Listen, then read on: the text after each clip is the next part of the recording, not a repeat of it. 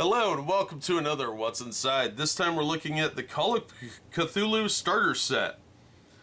This is from Chaosium, and this is to get people into the role-playing game, Call of Cthulhu. So, it's really for at least 2 players, probably want to have more than that. We do have a list of contents. These go for about 25 bucks. This is actually one I picked up off Amazon for a little cheaper than that. I think I got it for 20.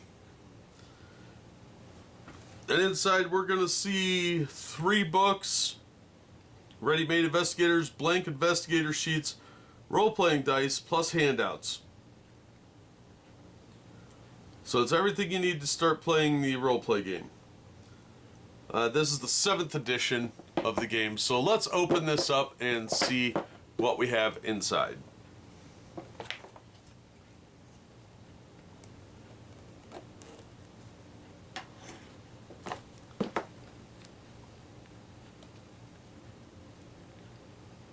If I can get the plastic off.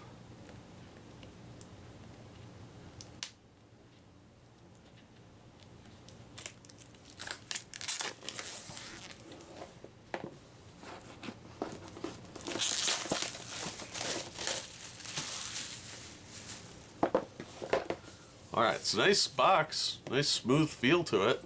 So there's that. Cover image is pretty cool, like you'd expect. Now you got Cthulhu on the back. If he shows up, you're boned.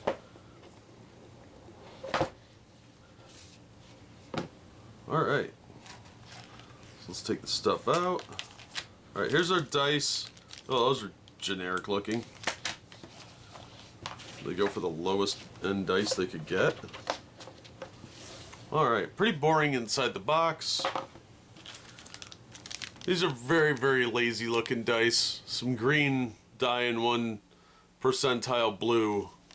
That's it. It's not real sexy or anything. Regular set of polyhedrals. Alright, we've got... what do we got here? We got a map of Harlem from 1925. That's pretty cool. We got the handout. It looks like number 15, Trinity Cemetery. Number 14, the old garage.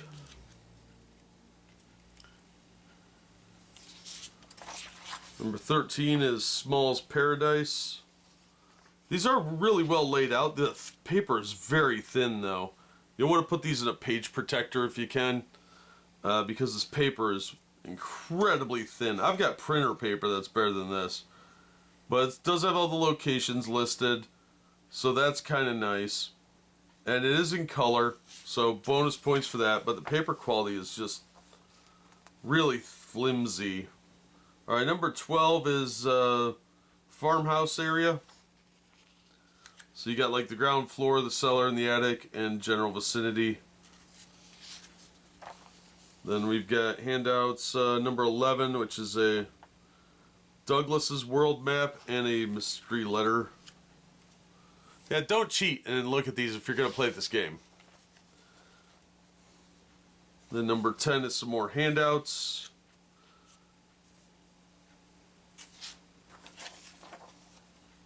Number 9 is handouts edge 6 and 7. This is stomp 1, 3, and edge 8. So there's edge 6 and 7. Then we have number 8 is edge number 5, lengthy letter.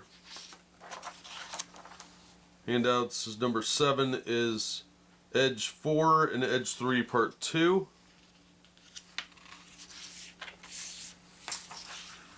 Then number 6 here is edge 3 part 1. Some news articles. Then I'm guessing this is number 5. Is edge number 2 part 4. It's like a journal page. There's no number on this one, so you just have to kind of guess. Yeah. So here's Edge number 2, part 3. We're going in reverse order because I feel like it. We're just sexying it up a little bit. And then Edge number 2, part 2. Another page out of that journal. And then Edge number 2, part 1. Just page number 2, I assume. And then finally, handout page number 1, which is Edge number 1. Which looks like an invitation for something. Alright.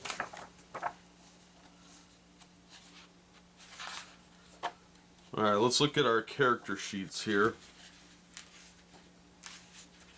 We got quite a few blank ones, which is really nice. And then we have our pre-rolled characters. We'll look at the pre-roll characters last of the paperwork. So let's see how many of these do you get. These are two-sided, by the way.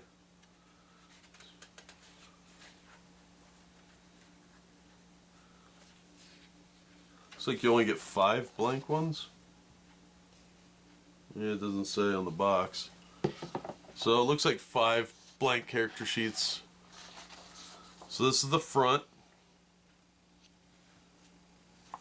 And at the top we got your characteristics, name, player, occupation, etc. Then you've got your sanity, magic points, luck, hit points up here, investigator skills, these are all percentiles, your weapons, and any combat damage bonuses, that sort of thing, for being gigantic or whatever.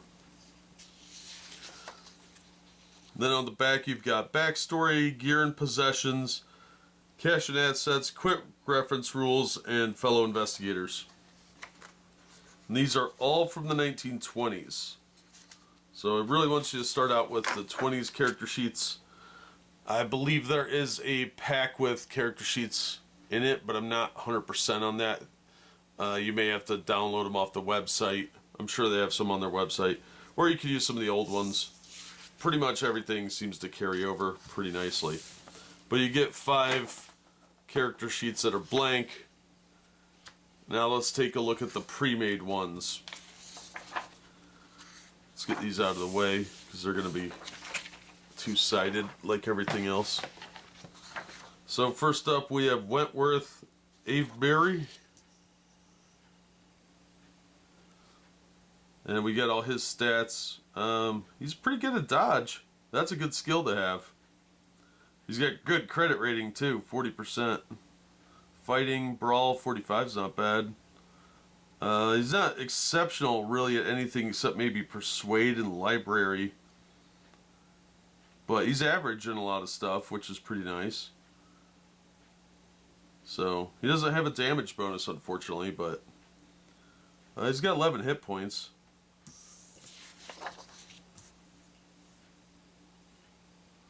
So, yeah, nothing particularly special here. His equipment sucks. Alright, next up we've got Nevada Jones. Why this guy has worse hit points than that old man, I don't know. It's a question for the ages. I do like that they have little color pictures though, that's nice. Let's see, unarmed 50%. I'd try and bump that up. Spot hidden's 50, that's going to cost you. His sanity's not that great. And what gets me is this guy has worse hit points than one of the female characters in here that's like, what, 120 pounds soaking wet? Makes no sense. Make him out to be like he's Indiana Jones, and then you give him crap. At least he's got a gun and some ammo. Alright, next up we have Lois Russo, who has better hit points than the dude we just looked at. Everybody seems to be pretty average on their hit points, magic points. Well, I'm sorry, not hit points, but their sanity, their magic points, and their luck. They seem to be pretty down the board with that. The next chick has a lot more sanity points than the others, which is kind of odd.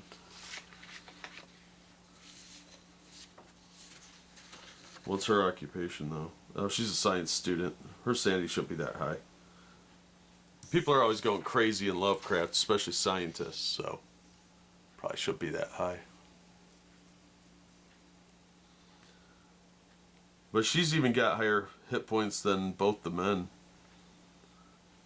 She's got hockey stick, too. That's kind of handy. And a silver penknife. I'd probably want to play this character. She's got a pretty good, decent skill set. And some weapons. Of course, if you're facing off with giant monsters, you probably don't want to get into hand-to-hand. So she's got the best sanity and pretty good skills all around. Good hit points. This lady is Jessie Williams, occupation history student. Considering it's the 20s, I don't know that she would have made it into Miskatonic. Unarmed, she is 60. Wow. That's impressive. 50 in stealth? What is she sneaking around all for? Yeah, her stats are definitely some of the best. 60 in fighting. Let's see, 60 in library use. She's better than that other guy. Spot hidden 50%, stealth 50%. Yeah, that's not purposely done. Alright, so we got Mary Sue here. Jessie.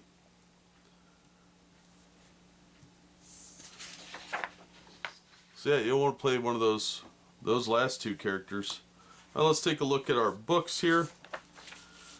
Alright, there's an insert at the top of the box telling you what all's in there. And it's in color, so that's nice. If you're a diehard collector, you're going to want to make sure this is in there if you're picking this up used. Then we get to book 1, Alone Against the Flames. This is really thick. Again, the paper is a little thin on this. This is probably going to survive 1 use, maybe 2.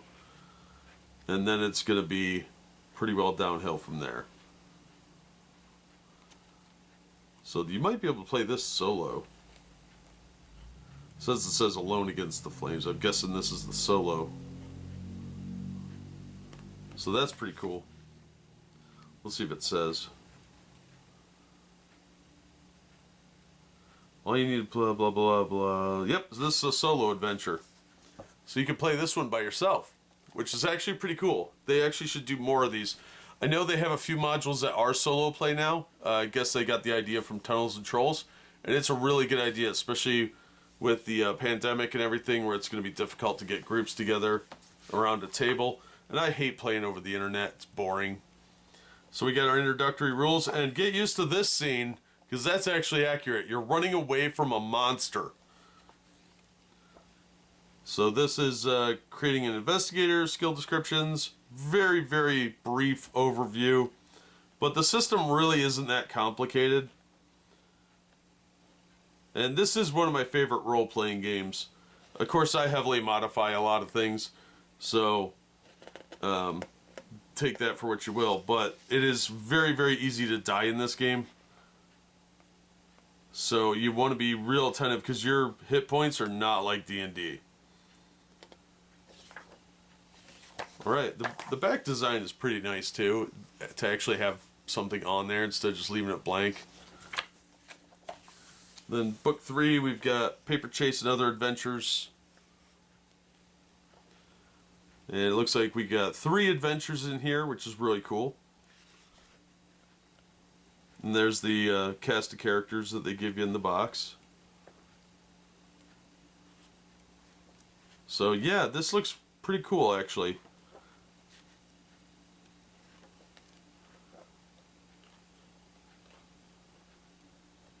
Yeah, it looks like everything's reproduced in the book, including some extra characters and monsters and stuff.